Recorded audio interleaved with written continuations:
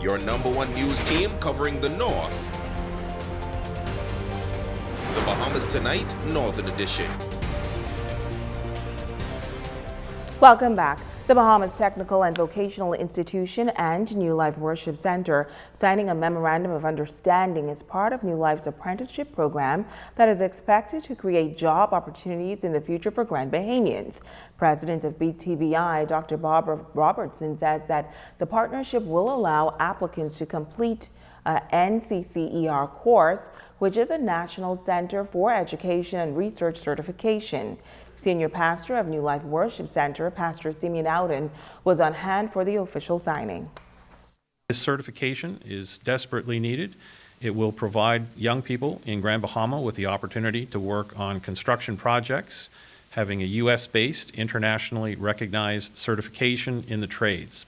We're looking to recruit both men and women over 16, no upper age limit. We have young students in the program, we have older students in the program. The opportunity to work with a group like the New Life Worship Center is very important for us. They're obviously well connected in the community here in Freeport and across the Grand Bahama, and we're hoping that they will assist us in recruiting young people to start that trade certification process. As I've mentioned before, we have interest from construction companies in the Bahamas for more than 500 certified construction employees by June or July of 2022. We look forward to working alongside BTVI in our apprenticeship program. And so we continue to invite parents to send their junior and senior high students and all ages so that we can have them properly placed in all of the disciplines that we are providing.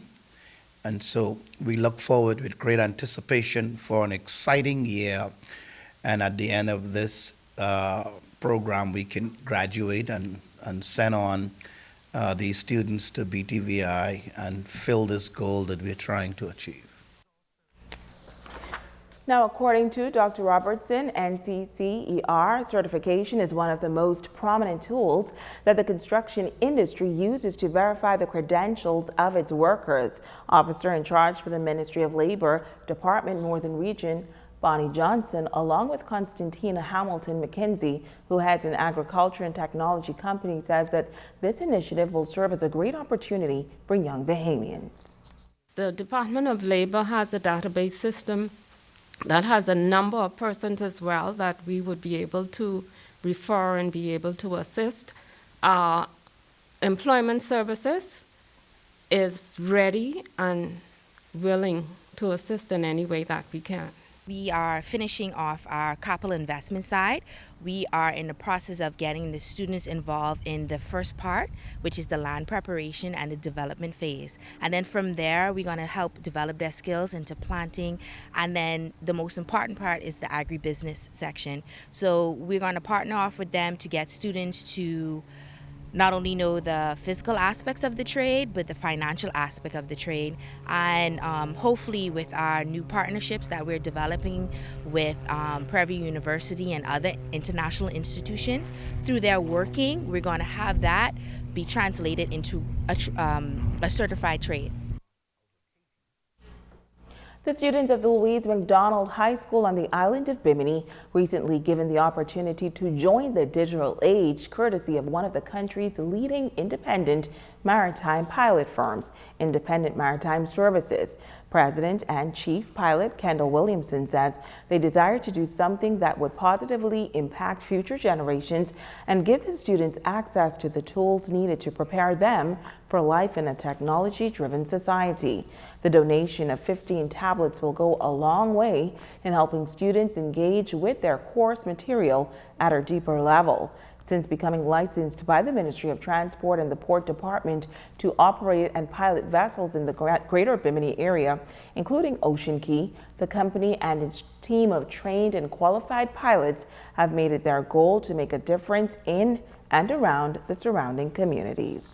And that's a look at stories making news. We check in now with sports with Jay Philippe.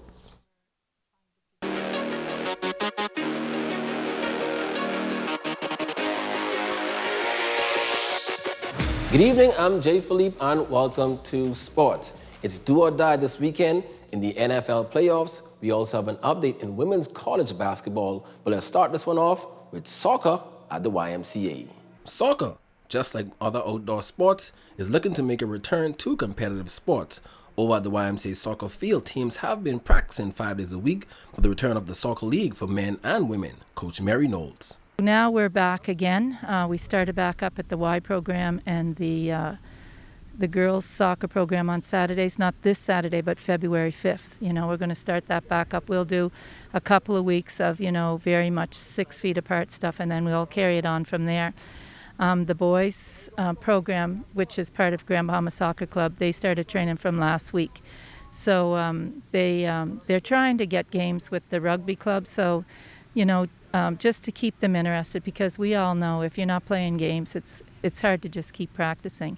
In college hoops, in its first game as a ranked team in 15 years, Coach Yo and the 24th ranked Ole Miss Lady Rebels was unable to hold pace with one of the nation's top teams, University of South Carolina, falling 69-40 on the road. With the loss, Rebels now dropped to 17-3 on the season. Ole Miss will now return home to face their third straight ranked opponent in number 15, Georgia, on Sunday.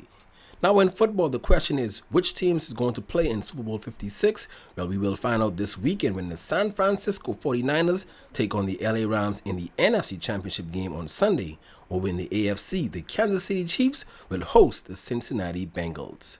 And now on a more sad note, the sporting community is mourning the death of Ivan Sanders Jr., who passed away last week. Sanders will be remembered in the baseball and softball community for his love and passion for the game that extended beyond his playing days here in Grand Bahama. And that's all I have for you in sports. I'm Jay Philippe. Have a great weekend.